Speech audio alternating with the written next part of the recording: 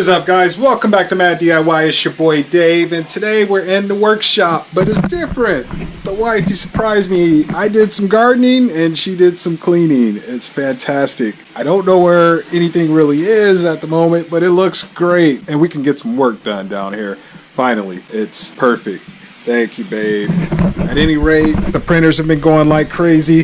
The only issue is this is down. I could do a few smaller prints. Oh, look who's peeking around the corner there. What was that? What was that? That's Cuddle Team Leader. Check it out. She's doing some nice paint jobs on that bad boy. But the tray is out. I'm going to go ahead and pull this out. I'm going to show you how to save a little bit of money there. You can get these off of eBay for I think like 38 bucks, so just say 40 bucks. I think Amazon, it costs like 40 or so. I did a little cleaning on them. You know, you can clean them up.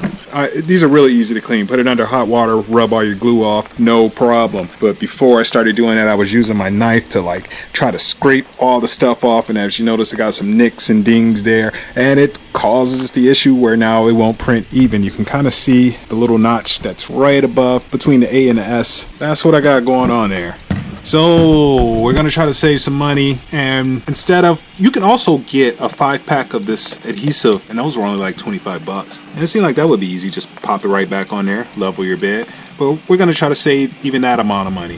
What I'm going to do is pull this off, flip it over, and we're going to print directly to the glass. I don't see why a little bit of hairspray wouldn't work to keep your print down, or just a little bit of the glue stick. Now the glue sticks that I'm using, of course the one that comes with the FlashForge, is the K-stick. This is amazing. It goes on purple. When it dries, it's clear. Can't beat that. But this stuff is a little bulky. It just leaves a big, huge mess. So I've been using this, and this is just a simple glue stick. Get this from the Dollar Tree. You think you can get like 4 or 5 of these for $1, and it goes on white, still comes off. It'll have a little white at the bottom of your print, nothing major.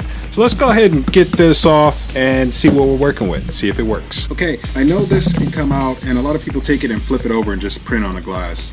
They avoid this completely. So if you want to do a large print, this is a little bit more difficult to print on because your print tends to stick, and I'll do a video on how to get your print off successfully without breaking it. Of course, with smaller prints, you can flip it over and just use the glass. We're not even going to bother with that. We're just simply going to pull the adhesive off, and we're just going to use some glue like I just showed you a little bit before. I'm going to grab the corner and slightly pull back, and bear with me. I never did this before.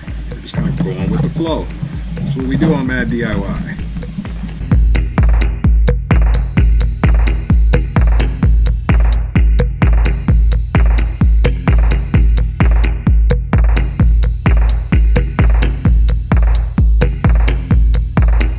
Boom, just like that.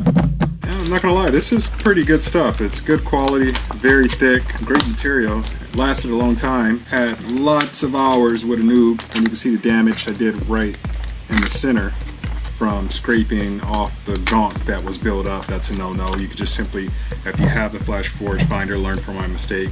Just stick this under hot water, slide your tray out, stick it under hot water. When you have this on there, it's not going to affect this material at all. Clean it off with your hand, rub it down, it'll be just like new.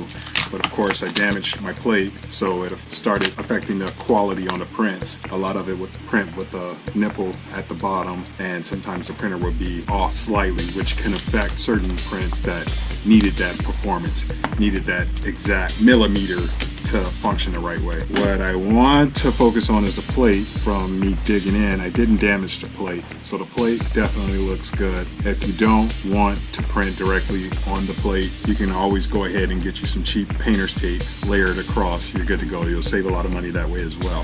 So I'm going to go ahead and stick this under hot water. We're going to go ahead and layer it, and we're going to go ahead and do a level test to make sure the print is printing correctly. Not that thick, it shouldn't be off that much, but we're just going to go ahead and make sure, and we want to make sure the glue is going to keep the filament down. Okay, the tray is nice and clean. I did see some water build up underneath it, so I just went ahead and popped it out. So to take your tray off, if you still have it like that, just simply pull back the little tabs on the end, and it'll snap right out and come out of place. So I dried it on both ends, and simply pop it right back in there, push down on the back, it'll snap back in place. It's that simple. It would bother me, even with the water underneath it, I had to clean it and dry it. I don't care about the fingerprints because I'm gonna cover this thing with glue anyway. But there you have it. We're gonna go ahead and put this baby back in there. I already have it preheated. Let me blow that off a little bit. Go ahead and slide our tray in, put it in place. Big difference, huh?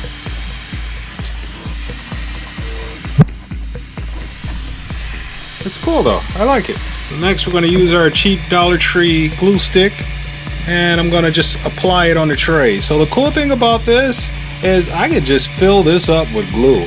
I mean, this stuff is cheap. You get 4 or 5 of these for $1. Can't go wrong. Cover this tray up, fill it up with gunk, and just simply clean it after every print. You can't go wrong. I've probably been doing this wrong the whole time. I should have been doing it this way. So I want to make sure my print is going to stay. Now I'm going to go ahead to my level file that I have saved on here. I talked about that before on how to get even prints. Like if your prints are warping or whatever, you want to go ahead and get yourself a nice level file. I'll link to that video as well at the end, and I'll also put a link to the file in the description. So I'm going to go ahead and select my test file. That's what I have it under. It's a quick 7-minute test. I'm going to go ahead and hit build, and let's see what happens here.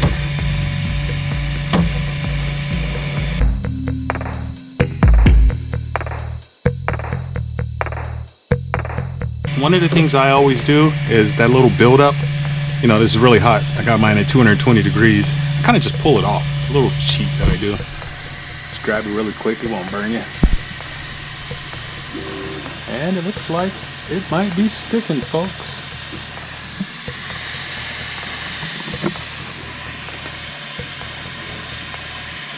I can see my level is off on the left there. I'm gonna go ahead and fix that up. That's the one thing I like about this level test, is you don't have to let it go through the entire process. It's basically a 3-step process. It's going to put down the first layer, 3 in a row, going from left to right, and it's going to do the same thing in the front here, so you can see which one you need to level more. I don't really utilize the built-in software anymore. It's usually always off. So this quick level test, it's a 7-minute test, seems to work the best. And I can see right there that it's higher up on the end and the back. So I'm going to have to go ahead and raise the left a little bit slightly. Of course, you turn everything to the right to raise it up. So I'm going to raise up over here, but I'm going to wait to the first test go around. I think that's a total of 2.5 minutes. So one more square, then it's going to do the second part of the test, which is an outline around the outer layer of the boxes. And then the third test is the fill-in portion, where the FlashForge Finder kind of finalizes on things. But I can see where it's left up there. We're going to have to raise that to get that even. So this is really cool. You don't have to go through a whole print. It's a quick test, speedy way to test everything out and see if it's going to work for you. So right after this one, we're going to go ahead and pull this bad boy off. I'm going to wait for that second layer for it to go around, because it should lift up on the back as well.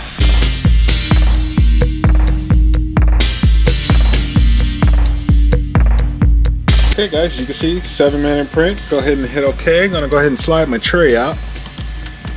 Get over here. There we go.